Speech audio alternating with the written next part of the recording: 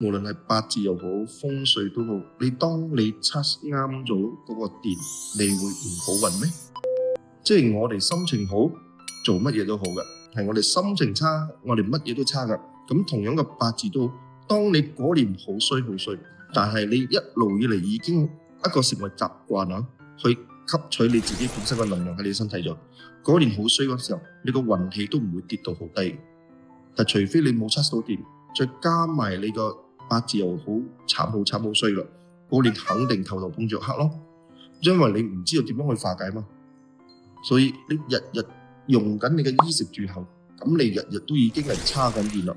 咁就算你今年嘅八字，有啲唔係咁好嘅，但係你都可以過得到關嘅。原因你有能量嘛，你有好多小人咯，但係小人少咗嘅。原因你嘅能量強，個小人唔敢嚟噶，因為你唔強，小人先嚟會嚟嘛。所以呢個就係衣食住行增加我哋嘅身體嘅能量，幫助我哋點樣去化解嘅逢凶化吉啦，就係咁嘅解。